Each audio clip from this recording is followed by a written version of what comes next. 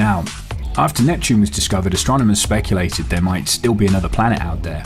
Percival Lowell proposed the Planet X hypothesis back in 1915 to explain the observed irregularities in the orbits of Uranus and Neptune.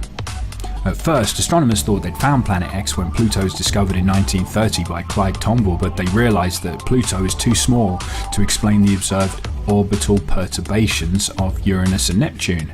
So something's pulling on those two planets. And this all started a new search for Planet X. Let's meet the guy who actually came up with the first set of interesting calculations for it. This is Dr. Bob Harrington. And Dr. Harrington was actually the chief astronomer for the US Naval Observatory. We're talking about the American military here, and they're spending money on this stuff. Now, this becomes a bit of an odd story because Dr. Robert Harrington, he went down there with an 8-inch telescope, and he was making some observations because he thought that he'd found Planet X. Now, the reason he thought he'd found it was because the orbits of some of our planets were being messed around with. So we've got Neptune, Uranus, and Pluto, and they call it its perturbation of the orbits. So in other words, there's some large other planet. This is how they found all the planets originally. They found the orbits were being messed around with, and they went looking for an object that was messing with the planetary orbits. So they went looking for another body, and Dr. Harrington noticed that we've got a bit of a problem with these other three planets. It's an amazing story to begin with, yeah. Yeah, absolutely. But wouldn't you know it, when he's completing his observations and he sent them off to NASA, he took a load of films, he made some celestial maps, he plotted the orbit of Planet X, he said he'd found it, and all those films went off to NASA and were mysteriously never seen again. Does this pistol fire the dart? Yes, it does, Mr. Chairman, and a special one was developed which potentially would be able to enter the target without perception. The poison was frozen into some sort of dart, and then it was shot at very high speed into the person. So when it reached the person, it would melt inside them, and the only thing would be like one little tiny red dot on their body, which was hard to detect. There wouldn't be a needle left or anything like that in the person. But also the toxin itself would not appear in the autopsy? Yes, so that there was no way of perceiving that the target was hit. Wow, we're really good at killing people, aren't we? We can give somebody a heart attack with a gun. Yeah, absolutely. This is scumbaggery at its best. Scumbaggery is right. We've got some of these notes actually that we can put on the website for people to have a look at, because I got all the original Dr. Harrington notes, or a report anyway, which talks about what he found. Now, so he disappears mysteriously, and then the trail sort of goes a little bit quiet. Now, I don't know if you've seen these on the internet before. Pictures. No, I've never seen that. Yeah, pictures of two suns. Very weird, isn't it? Very weird. Yeah, and they've had these in mainstream media, believe it or not. Not so much in the United States. This has been China and Russia have gone with these stories, talking about two suns in the sky. People are taking clear pictures of it, and it's all very real indicators that Nibiru is coming in to trash everything, and it's nearly here. Now, yeah, this is where the problems start, because I looked at this evidence, and to be fair, I'm going to debunk it, okay? And just to make it even more debunkable, I went outside into my garden and I got a camera and I pointed it at the sun. And okay, it's a camera phone, but here's the effect I get. So look at that. Can you see the extra sun? Right. Lens flare. That's exactly what a lens flare looks like. So unfortunately for us, that's a really good lens flare. Yeah, it's an impressive lens flare. One of the debunkers came out and he did this with the moon. You can actually get two moons. If you point the right lens at the moon, you get a lens flare off the moon, which anyone would say, there are two moons. Oh no, there's a moon coming to kill us all tomorrow. Oh no, end of the world. Right. Yeah, and it all goes downhill. This one was taken by NASA satellite IRIS. The image is dated 21st of October 2003 and clearly shows us an image of what we think Nibiru looks like. It's the winged disc. Now, the story was about a NASA cover-up to withhold this image from the public, but when you look deeper into the image to see if it's a fake, I read the writing on the right-hand side. Now, IRIS is a solar observatory, and it was launched on June 27th, 2013. 2013? That's 10 years later than the date in the picture, and IRIS only looks at our sun. It's actually called the Interface Region Imaging Spectrograph, or IRIS for short, and it observes the low level of the sun's atmosphere, which is a constantly moving area called the interface region, and it does it in better detail than we've ever had before, and it takes some pictures like this. Now, if you look at the code on it, which is 2003 UB313, that's the code given to dwarf planet Eris, which was discovered in January 2005. So this picture showing us something which wasn't even discovered until 2 years later, and it was discovered by Palomar Observatory, which was a team led by Mike Brown. They discovered it's a trans-Neptunian object. It's 27% bigger than Pluto. It's 0.27 the mass of Earth. Its distance from the sun is 96.4 AU, or astronomical units, which is 3 times the distance that Pluto's away. So this thing's really far away. We're only 1 AU from the sun, and you could call this planet X because Pluto's called a planet, well, a dwarf planet. So if we're going to demote Pluto and we demote this one, it's not really planet X, but it's so far away. The best picture we have of Eris is taken by the Hubble Space Telescope, and it looks like this. So I think we can close the book on our first picture. This is a fake. It's probably photoshopped by somebody trying to scare the alternative media community. Now, this is the Google box. Now, a lot of people have said that the image behind there is actually of Nibiru, and Google is censoring it. Have you heard of this? Yes, I have. Now, I happen to have a copy of the image they say is behind this black box and being censored. Look at this. That's a creepy looking image, isn't it? That's the creepiest looking planet. I mean, it's scary looking. If you look at everything else out there, looks like, calm, just another day at the office. But that thing is menacing looking. Yeah, isn't it? It's got like, and you see the bits coming off the edge of it. This is what a lot of people are saying is the dust trail coming off it, which is the iron-based dust trail. So this is like iron oxide, and this is one of the effects they've said of the iron oxide is when it comes swishing by our planet and we get a dose of this iron oxide trail off it, it's going to turn the rivers and the waters to blood. So it will make all the water go red. It all sounds pretty terrible, but let's take a look, shall we? Here are the coordinates for the black box, so you can put these in to Google Sky and go there yourself and have a look at it.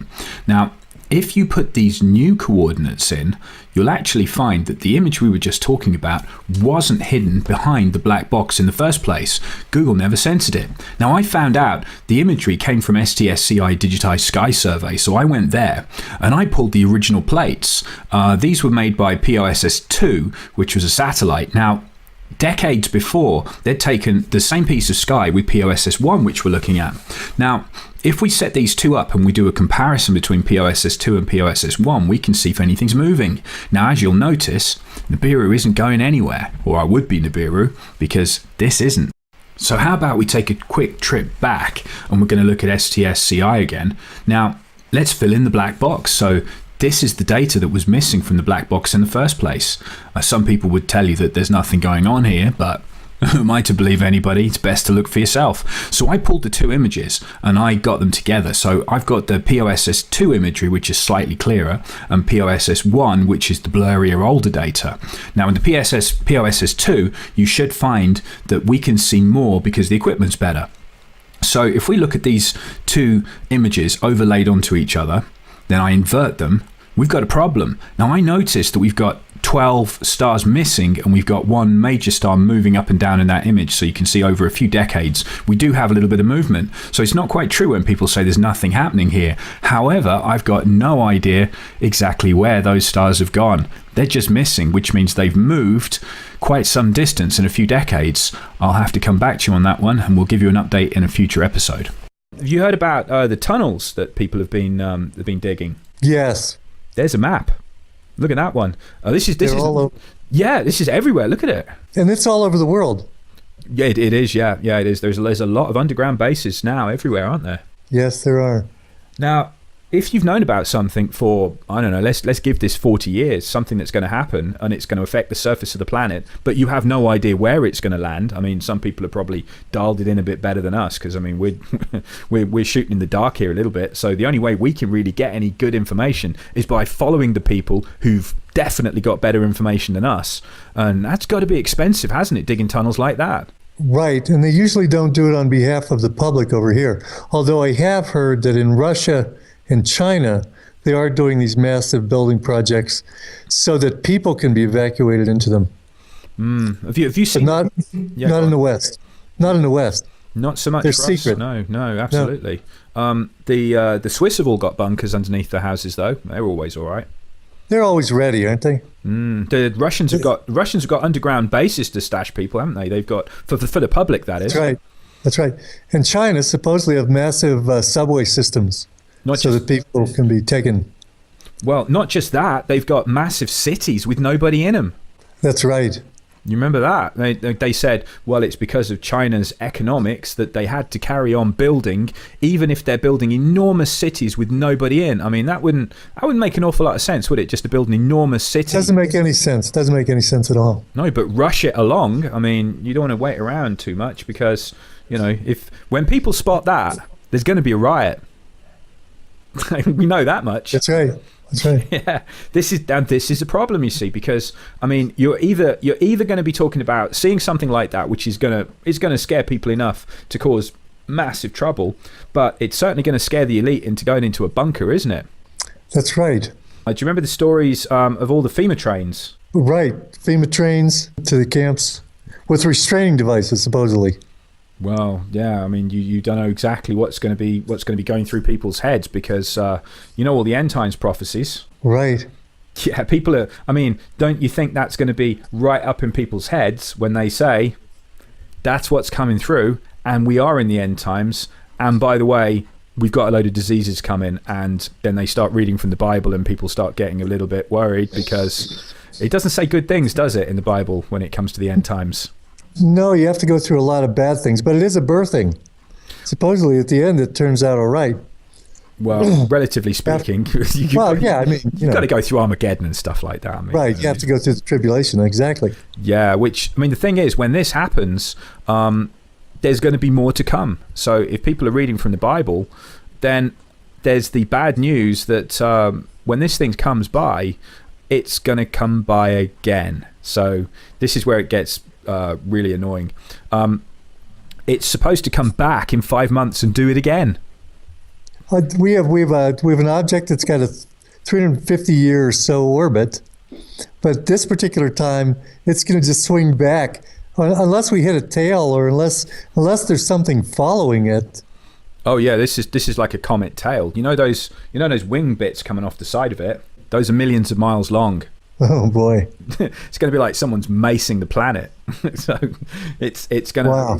There's Russian troops in the States, part of the UN soldiers. I know they've got at least 20,000 Russian troops. Yeah, that's amazing. And you know, if you were going to have a third world war with Russia, you wouldn't have tens of thousands of their troops marching around now, would you? No, you wouldn't. You just wouldn't, would you? So all this hype that we're defending ISIS and they're bombing the shit out of ISIS in Syria, that's all just theater. I think what was trying to be done in the Middle East is they're trying to work up to Third World War, because I think they want a Third World War, definitely. Because, I mean, if we're talking about the banksters here, they finance both sides and war just pays so well. I mean, it's great for them. It's Right. it's really good for business. And look at the military industrial complex. They get to sell loads of weapons. And times aren't good at the moment. I mean, if people said that the economy's recovering in the States, I mean, how many other people would say that's just a massive lie? I mean, it's not looking Right. great. You know, it's the stock market's been blown up again by the banksters, so it looks good on paper, but there's not really a lot of stuff going on there. And how many millions of Americans are on food stamps now? Oh yeah, there's no jobs in the United States. Service industry is the only thing that happens there. Yeah. Tough times. Yeah, well, exactly. This is our biggest problem. So we've got all this going on, and got all the climate change, of course, because they were very quick, weren't they, to say climate change is our fault. Well, Right. wouldn't it make you feel a little bit strange if I said that climate change isn't just on Earth; it's happening through the whole solar system? Yeah, some people say that. This is a chart going through solar activity. And do you remember we were talking about 12,000 BC when we had our little blip with the sun and the flood? Right. Yeah. Right. Well, if you look at the solar activity there, they've done a chart. They've had to dig up like earth cores and things to work out how much energy the sun was putting out, but they apparently put this together over tens of thousands of years here, and they've worked out that the sun is just as angry as it was about 12,000 BC. Which is a bit awkward, because if you're going to play the Nibiru card here, Nibiru's got Nemesis, which is its sun that it's going around, which is creeping into our solar system. And what's going to get you more heat? Second sun's probably going to help, isn't it? Right. Yeah, and look at that. So if that was related to the original flood, like I was saying, when it whacked Tiamat, or if it came through and knocked out Ceres and created the asteroid belt, don't know. But either way, if something big turned up, that's looking similar to the last time something really bad happened, isn't it? Yeah. So this Nibiru has its sun following it? Effectively, yeah, because what NASA will tell you is that most solar systems are actually not singular solar systems, they're binary, which means that you've got a sun and then another sun. So there's two suns, and effectively they would be known as, there'd be two solar systems, but effectively going round each other kind of thing, you know? So they interact with each other, and they're binary solar systems, and they say 80% of solar systems are like that. What do you say? Actually, 80% is definitely going towards, we could well be, couldn't we? Right. Some people say we have a dark sun. We have a light sun, and then we have a dark sun, just to be consistent with that model. If we've got a sun coming in that's got Nibiru going around it, it's coming into the solar system, and this thing's like a heater. Now, look at what's happened to Venus. See the picture? Right. From 1978, right, where that map of the tunnels was coming from in the 70s, look at that, to 1999, we've got a couple of decades here, and a 2,500% increase in green light coming off Venus. That's a lot of light, isn't it, coming off it? That's enormous. Right. And then look, rapid appearance of clouds on Mars. You know, this stuff is weird, isn't it? Yeah. And ozone appearing on Mars. I mean, Right. again, I'm sort of averaging it out here, but we've got a couple of decades here. And then look, 50% erosion of ice features. So Mars has got global warming. But before that, the photograph before that was from NASA. Now, NASA has got, isn't just an innocent research facility. It's got to follow up or make way for the normal narrative of the global warming thing. Well, so it could be concocting all of these things, because it's not like NASA doesn't do that. That's what it does for a living. Well, it concocts fiction. Yeah, but why would it say there's global warming on Venus? You know, they're gonna tax you for Venus's global warming. Yeah, you're right. They couldn't. That screws it, doesn't it? Yeah, because right. you're responsible for global warming. It's your fault. It couldn't. You're exactly right. It couldn't be taxed. Yeah, but get this though. You see, I mean, I've got a telescope that will take these pictures. What you're looking at there, I can take that. And you can't hide it. I mean, if you're going on about Jupiter and what's going on with Jupiter's white ovals, look at them changing. I mean, Jupiter's got, remember that great big spot on Jupiter? There's a lot of really weird stuff going on, saying Jupiter has gone up 18 degrees in 10 years. I mean, what would happen if that happened to us on Earth? 18 degrees in 10 years? That would be a problem. Yeah. I mean, that would be the end, wouldn't it, pretty much? And, I mean, look at this. Towering storms more than 100 kilometers high. 100-kilometer high storms going through Jupiter's cloud deck for the first time. I mean, that's pretty severe. I mean, you know, that's right. It's not good to see that happening. And then, look at this. This is the cue ball. So we've got Uranus here. Now, can you spot any distinctive features on that? Nothing. Looks like a cue ball. That is a cue ball picture, okay? Now, that's 1986. Now, look what happens to it. And then look, it gets hit by huge storms. And you can see, I mean, these are enormous things. And this is happening all over the place. I mean, the point they're trying to make is they've enhanced the color a little bit on that. They're not really giant red nuclear storms, you know. They've just sort of brought it up a bit so you can see them. But look, really big changes. Yeah, you know, it's absolutely right. So that's a bit of a problem. Look at that, from 1996 to 2002. It's 40% brighter. That's not that many years now, is it? No, it isn't. It's almost as if that thing's closer to what's coming in, and they're getting a lot of changes because they're nearer to it than we are. Right. You see what I mean? Because they're much further out than we are in the system. So if there is something that's out on the edge or it's coming by and it's nearer to them, it's doing some pretty horrible things to them. Because if we've got another sun, here we go, look, 89 to 2002. Look at that, it's gone swirly. That's a scientific definition, right. isn't it? Swirly. Yeah, so we've got more volcanoes going off. We're going to have, there we go, economic losses. So I suppose someone could dig out the insurance files, couldn't they, and find out how many people have lost due to natural disaster or whatever. We've got horrible things happening all around the world. But I don't believe there's anything you can do to prepare for it. I don't think any normal person could really do very much. I mean, what are you going to do? Oh, we're not going to do a thing. Yeah, it's fair, isn't it? No, we're not going to do a thing. Actually, compared with some other scenarios that could be playing out here, this doesn't sound like it's that bad. And when you think about world war, nuclear destruction, when you talk about the different invasion scenarios that they could be pulling off, total economic collapse, this sounds like, oh yeah, okay, this is just another one. Yeah. Well, do you know what? If you put it into the Bible, this thing's going to turn up. You'll love this. Remember your alien Messiah? Right. Well, I'm not sure if you've looked into this angle, which is definitely going to make your head spin. This is an ET spaceship, which is the New Jerusalem. Yeah. So, and they worked it out because the origin of man is a little bit fishy, and if you talk to a geneticist, a guy who's willing to talk off record, he'll tell you that if you want to say, well, man evolved from a monkey, didn't it? That's the official story, right? That's the official storyline. That's right. Well, if we evolved from monkeys, why are there still monkeys? Because surely they would have all evolved, right? Right. Nobody's evolving into anything, I've noticed. Well, in fact, we're more stupid than we were before. I mean, we've got no idea how we built the pyramids. Yeah, if anything, we're devolving. That's right. So, well, the good news for you, by the way, is you're going to have a nice ET spaceship come and get you. So we're going to have the New Jerusalem, which is going to show up. Notice the diameter where they said, my Bible knowledge is not great, but I think they were saying in the Bible that it was 1,300. I'm just reading off the screen here. You can tell I'm cheating. Right. But they said it was the same width as it was. It was the same length and width.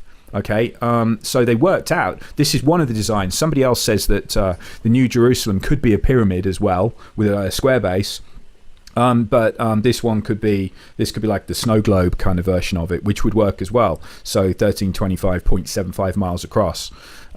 So I mean, people can look into this a little bit more, but I mean, how's one of those things going to show up? So is this pushing on the rapture? This is the other thing, because with all the deception and everything, alien Messiah, and you've got potentially the rapture, you've got alien spaceships or a giant ship coming down. Do you get on board? What are you going to do? Oh, I'm not getting on board of anything. So you got they've got the false rapture plan. That thing, it looks like that might even be on the breakaway civilization if they wanted to build something like that. If it's that big. Well, this thing's got like the edge of it's made of diamond. The idea from it came back through a structural engineer, and he said that he had a program that could work out the stress levels of materials, and then somebody just said, like, what's the hardest stuff that you could possibly use to make something? And of course, like, the idea was said by somebody else. I think the story went, there was a girl in the room or something, she said, well, diamond's pretty hard, and look at that, because they say it's as clear as glass. Diamond's pretty solid stuff, and we can make diamonds. That's not a problem. We can do that. You'd have to be some kind of much more advanced civilization to be making 1,325 miles worth of diamond. That's got to be a big project. Right. Yeah, so we could have that thing landing. Now, I'll tell you what, if you've been predicting an alien Messiah, that would spook most people, wouldn't it? That would make them drop to their knees. Yeah, you bet it would. Yeah, that definitely would. That would be a massive incentive, wouldn't it, to go with the guy who's controlling that thing? Right. Yeah, they're probably going to have a bit of power there, and they're going to sort things out. Yeah. Well, this is the thing. If if that turned out to be Luciferian aliens, that's got to be disappointing, hasn't it, for people thinking they're going to get raptured? Right. But we don't know. We're purely speculating. We have no idea. So. It could be, but this is just a different take on it. There was a bunch of Jewish rabbis that were meeting, and they were actually saying that they thought they were in the time of Jacob's troubles. Here we go. And if you can see that, I'll just zoom in a little bit. Jacob's troubles. Earthquakes, tsunamis, floods, violence, Yeah, but volcanic activity. look at the year. This is 2000 onwards. Right. Yeah, this is like recent. Right. We've gotten through some of it. We have, and we've got World War III potentially starting. I mean, this is what some people in the military have said, haven't they? That in fact, World War III is going on, but it's a stealth war, isn't it? Everyone's got sneaky fighters, but is it really a world war? Are there enough nations involved to call it a world war? Right. I was listening to Alex Jones a couple of weeks ago, and he says that the Pentagon says that World War III is over and we're in World War IV. Yeah, I'm not According to the Pentagon. Okay, so this says over to the right here, 2015, and then all of a sudden you have to be aware when Here comes the bad when the news. timeline turns red. Yeah. You have to know. Now this is September, so we go into the red zone in September. Then, so this is what a lot of people were getting spooked by, thinking it's going to happen now. It's going to happen now. September is the time. But I mean, you can't help but have a natural reaction that when it doesn't happen in September, all of this has gone away and none of it's going to happen. Yeah, and you go, oh, thank God, it's all gone. There aren't really any FEMA camps or anything, and all the tunnels fell in. Right. We're all It's all gone. It's all gone. it's all just fear mongering, and we can all just go back to what we were doing. Yeah, go back to work. Yeah, it's all relax again. That's it. It's fine. That's right. Yeah, I mean, this is the problem, you see, because the twist that I'm going through in my mind is that all of this is a much slower arcing timeline. I mean, look at the years rolling by here on this. I'm looking at the 5 months, 150 days in the wilderness under his protection. That's right. Yeah. So this is the second coming stuff. So this is Jesus Mark II, or potentially Jesus's brother, could be. So Jesus might not return. It might be his brother, because Jesus was the first vessel. So there's been a bit of speculation on that one, and it's going to be a whole different thing, because this guy potentially is going to be doing some damage. So this isn't pacifist Jesus. This is going to be, well, let's just call him Christ anyway. So Christ's return. That'll be a good catch-all one. So we're going to the red zone, and he should be back. So for people predicting second coming, I mean, this is it. This is the time. So this is as far as history goes, it's like going to Vegas, isn't it? This is really the interesting bit. Well, it looks like according to this, he returns in 2016 around maybe March, maybe April. Could be. Is that what it looks like to you? I mean, Yeah, people have had all of these kind of dates floating around, and let's call these loose dates, okay? Because you know how some of these predictions go horribly wrong. Usually, always go wrong. Right. But we know for a fact something's brewing. We can't nail it on this, but this is the end times view of it. So if we were in the end times, which much of the stuff on the internet is declaring, this would be the hot zone here. So we'll have a quick look through it, because this is the bit where it says, I'm not sure if it says it on this, but it says no man will know the time of day, because when we get the meteor showers, potentially a sunrise will become sunset, because it will tilt the earth. That'll be tricky. Wow. So you won't even know what time of day it is, because it will just throw everything out. So Joshua's long day, where he had an extra 12 hours, let's say that happens again. But remember, the solar activity is great flood levels, so could be worse, could be more than 12 hours. But either way, it's saying that whatever happens in this, I mean, this is, again, it's pretty much speculation. I mean, but right. if we're going to say no man will know the time of day, the twist is that relating the Bible stuff to the Nibiru story, that if it comes in and does all that, that will fulfill prophecy, and that will be absolutely true, because if the time's been thrown off, if you got up in the morning and it's suddenly nighttime again, I mean, you're going to be lost, aren't you? So you won't know the true time of day. So I mean, going through all of this stuff, this is what Gil Broussard's done. He's ticked off loads of these boxes, and he said, well, okay, if you are going to be in the end times and you are going to start ticking boxes and saying this is what it all means, look at that. Great Tribulation, right there, 3.5 years. So they said the time will be halved. So instead of another 7 years of Great Tribulation, it will be halved to 3.5 years, or no man will survive. I think the words go along those kind of lines. That's right. That's exactly right. Now, the other thing was the Kissinger story, that when he said that Israel would be destroyed, I think the year was 2022, that Israel will be gone before 2022. And that'd be interesting on this, because there's some quite unpleasant stuff just slightly before 2022. Notice Armageddon. That's coming in end of 2020, according to this. And also got New Jerusalem. Wow. So right, it gives plenty of time for an ET Messiah and all those things to work out. This is like really interesting times coming up if you can figure out some way to survive it. Well, if it comes to this, and this thing is coming in, oh yeah, you're gonna have a whole lot of trouble. I mean, you're gonna have 3.5 years of trouble.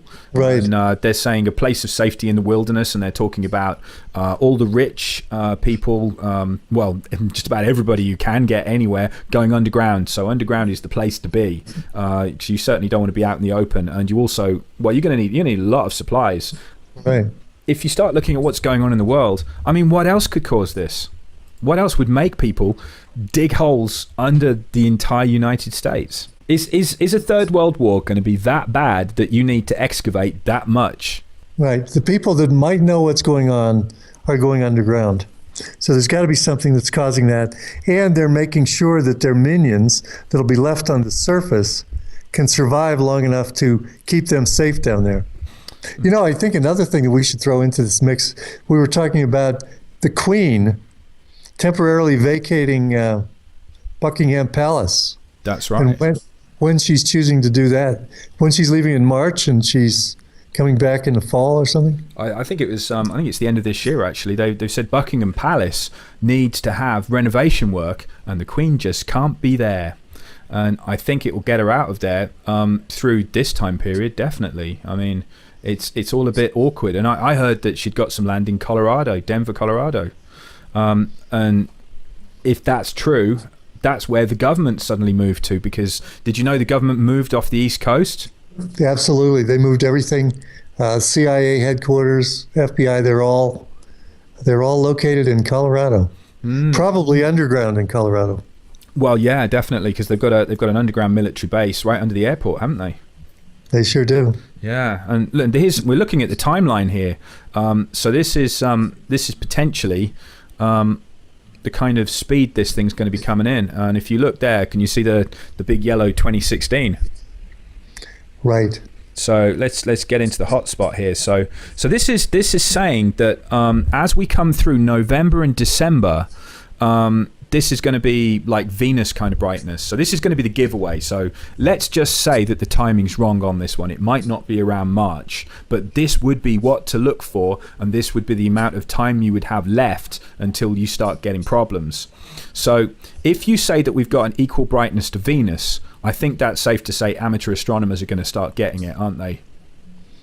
Right, that's what it says. This is when the Chinese astronomers first saw the guest star. Yeah, I mean, we could even tack a few months onto that there and say that they got it out at about the July kind of level. Right. Can we assume that we had better telescopes than they did in China? Yeah, which is why I'm thinking that our March date probably isn't going to happen. I say probably, meaning definitely. Probably, definitely, yeah. Yeah, and I think we've got all the events happening, and everyone's been building up, but they've been digging holes since '78, haven't they? Well, they've had a lot before, yeah. Yeah, even before then. I'm guessing that this isn't exactly going to be hidden knowledge from the top people round in the major nations. I think they're all in on it, aren't they? If this is a massive conspiracy and they all know that something's going to happen, I mean, we've got the underground stuff that's happened in Russia. We've got military movement all over the place. We've got Chinese cities hanging around with nobody in them that can house 30 million people, because they said that there could potentially be a 600-foot wave, like a giant tsunami. And was it? I think it was higher than that, actually. There's a giant tsunami that's going to take out the east coast of the States. And if that was the case, you'd want to be on high ground, which is why Colorado is a top place to be. The Chinese cities they've built are on high ground. I mean, this is all going back to previous stories that have been floating around about all these odd places in the world where you've got safe havens underground, you've got bunkers for the elite, you've got places high up which can house millions of people around the world. It's just all a bit peculiar. But I mean, my money still is on it's going to be another miss for Nibiru in March. I think I can't imagine it. We would have seen it, I'm sure we would. Look at December. We've got the faintest stars visible in an urban neighborhood with the naked eye. That's 3 months, isn't it? Just about, if we're in between December and January. Yeah. And that was seen and it was observed, and we've got we look at all the different places that spotted this thing. Well, yeah, they were seeing it for more than 6 months. Yeah. Surely we would have seen it. So I think it would be safe to say we should be able to call out March. But yeah, no, they saw it. If this is the same object, we can't really say it's dark and it's hidden and it's infrared and nobody can see it, because if this is the same object, they got it, didn't they? Right. And look at the places it's seen all over Rome, Baghdad, Beijing. Because we've got all this odd stuff. We've got people who've seen something like this before, and we're assuming that these stories are linked. But if that's the case, it's got to be 6 months, hasn't it? Right, but you are working on a lot of concrete evidence. Even though you don't have the planet, you have historical. Well, we can call it historical data. I mean, because it's in artwork, it's in descriptions, and. Then we have all the suspicious moves that are going on the planet. Building cities, building underground cities, moving to we have a lot of activity that looks like they're planning on having something come in. Do you remember the phantom time hypothesis? No, I don't remember that one, Rich. Well, this would be interesting. Well, they said this picture has got nothing to do with phantom time, but I thought it'd be interesting to put on anyway, because it is the Mayan calendar. Do you remember the 2012 end of everything? Right. Yeah, that was a face palm, wasn't it? It's the end of the world. Oh no, it's terrible. Well, get this. In between, there's a hypothesis going around between the years 600 and 900 AD that those 300 years are actually missing, that somebody messed with the calendars and threw us forward because an emperor just wanted to live later. There was some weird story behind it, I can't remember, but you should go and look it up. There is a phantom time hypothesis, and people have spent quite some time on this and saying that the Dark Ages, actually history was fabricated and they didn't really happen. Now, that'd be a real problem, because that would mean we haven't got to the end of the Mayan calendar yet. It's not 2012. We're in the year 1700 and something. Right. Well, a while back, when during the fall, I think I've told you this before, during the fall of the Soviet Union, the teachers were told absolutely what they had to teach. But after the fall of the Soviet Union in Russia, they decided to only teach what was real. And so they hired a group of mathematicians and scholars, and they wrote a series of books called History, Fiction, or Science, which I got the first volume. And it's amazing. They go through one thing after another. And one of the things was this Gregorian calendar. They claimed through their research, and what they did is they took different documents, and documents back then would have different astrological placements on them. So they could date these documents precisely and not use the date that was on the document, if you know what I mean. And also paintings, different things that were depicted in paintings. And they could more accurately get a timeline. Well, they discovered, they say definitively that if Jesus came, he came only 1,000 years ago, and that Judaism started 200 years before that, and that the Mayan, the Gregorian calendar set everything up, created the Middle Ages, created all these different things that we call history. And also, when Pope Gregory was there, they had access to the Mayan calendar, so they could reset the Mayan calendar to coincide with whatever dates they were creating now. So the whole thing absolutely could be a hoax.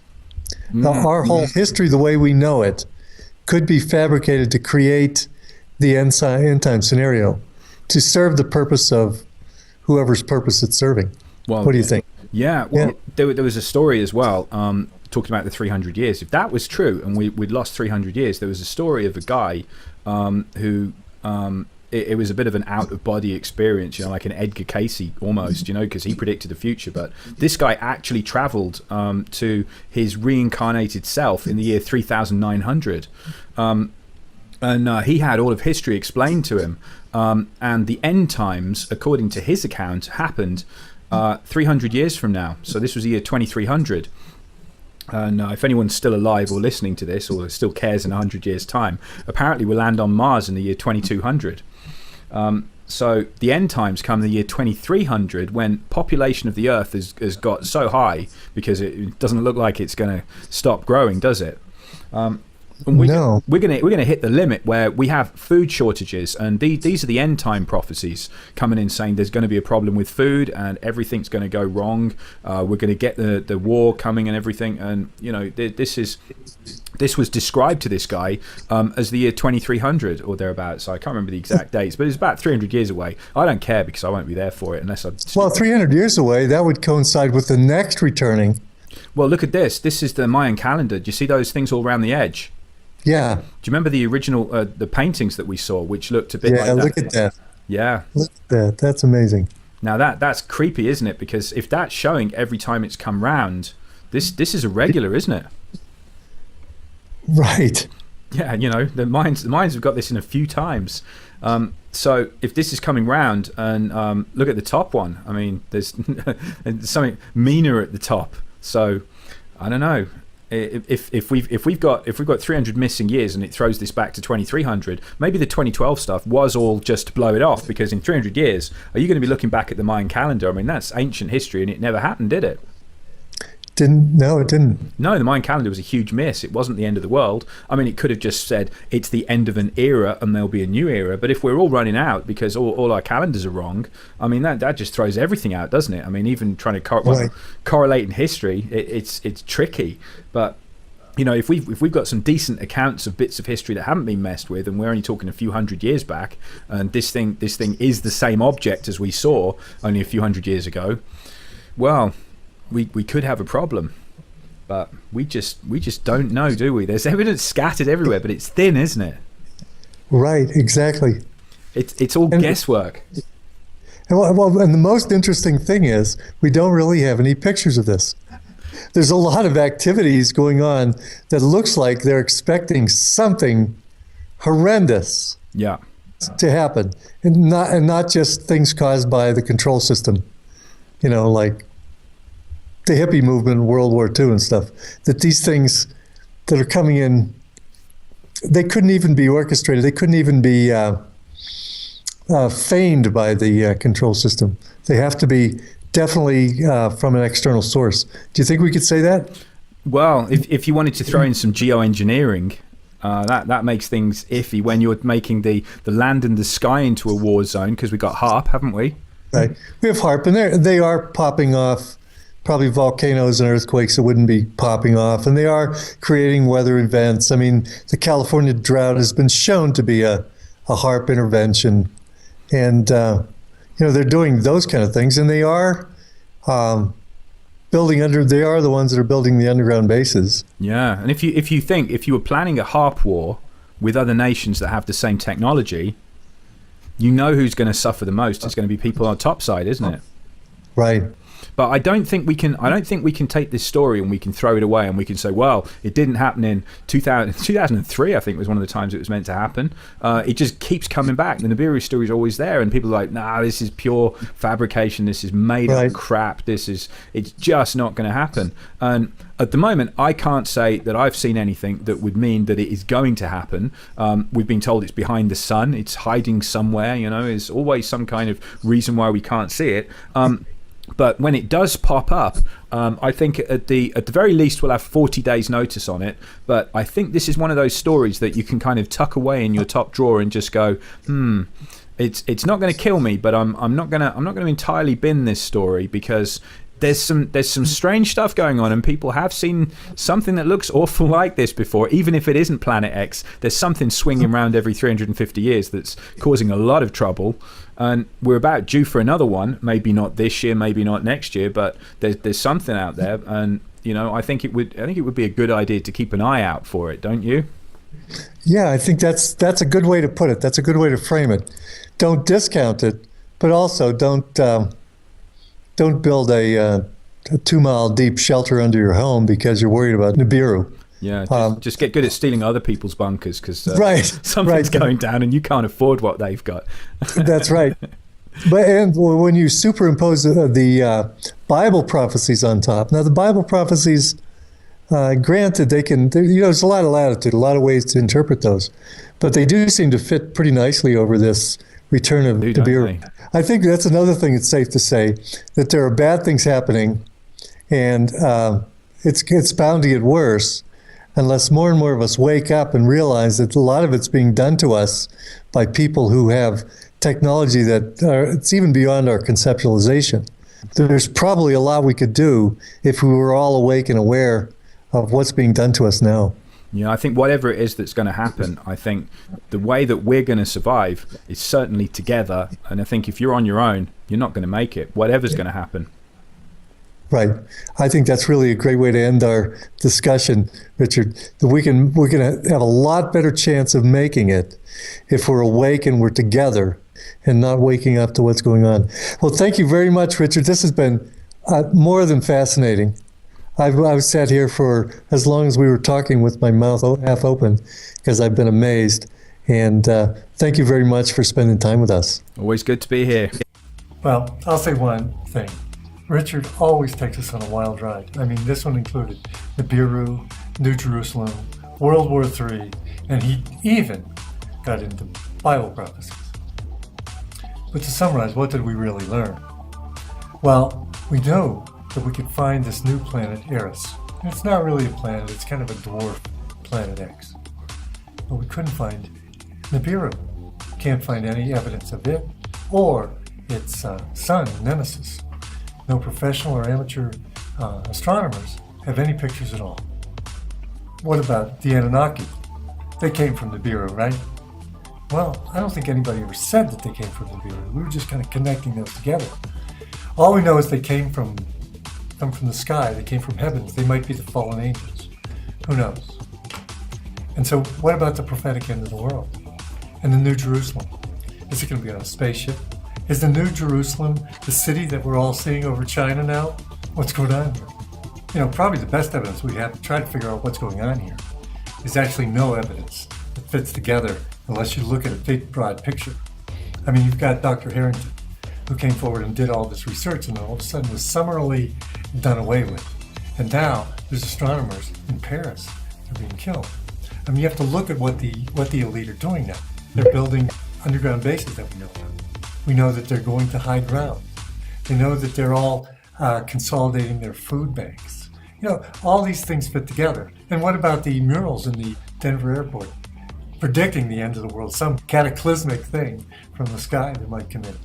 Who knows? And then there's the changes that are taking place all through the solar system, including heating up.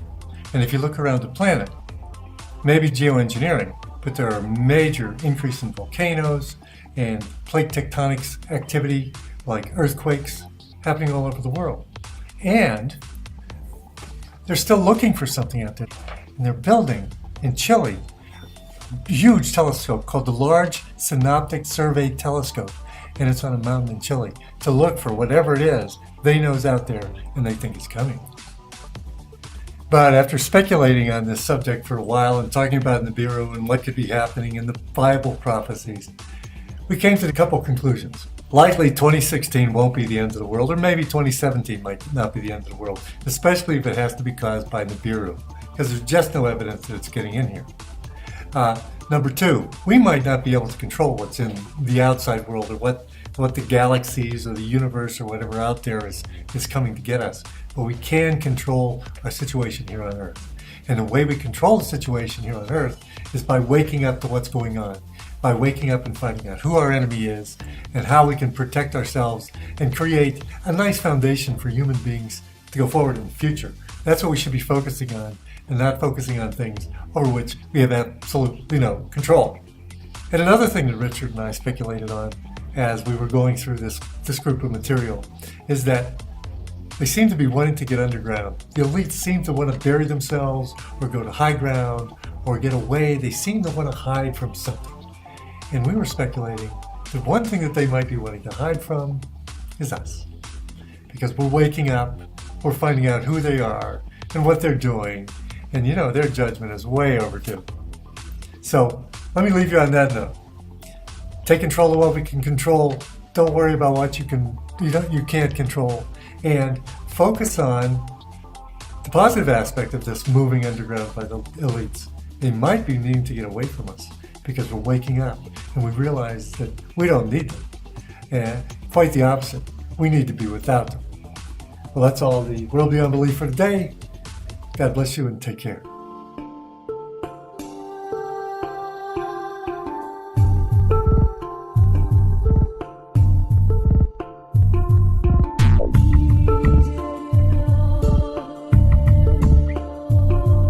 Possible complete government cover-ups.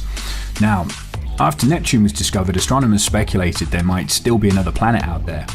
Percival Lowell proposed the Planet X hypothesis back in 1915 to explain the observed irregularities in the orbits of Uranus and Neptune.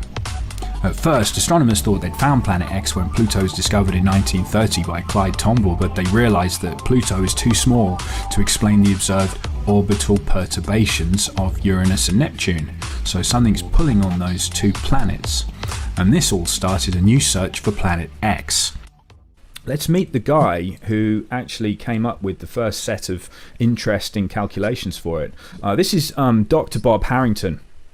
And Dr. Harrington was actually the chief astronomer for the US Naval Observatory. We're talking about the American military here, and they're spending money on this stuff. Now, this becomes a bit of an odd story because Dr. Robert Harrington, he went down there with an 8-inch telescope, and he was making some observations because he thought that he'd found Planet X. Now, the reason he thought he'd found it was because the orbits of some of our planets were being messed around with. So we've got Neptune, Uranus, and Pluto, and they call it its perturbation of the orbits. So in other words, there's some large other planet. This is how they found all the planets originally. They found the orbits were being messed around with, and they went looking for an object that was messing with the planetary orbits.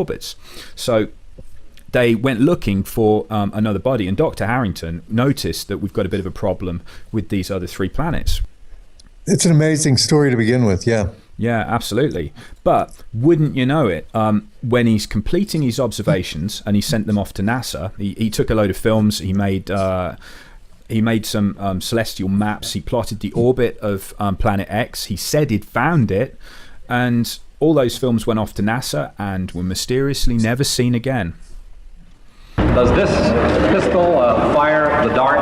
Yes, it does, Mr. Chairman, and a special one was developed which potentially would be able to enter the target without perception. The poison was frozen into some sort of dart, and then it was shot at very high speed into the person. So when it reached the person, it would melt inside them, and the only thing would be like one little tiny red dot on their body, which was hard to detect.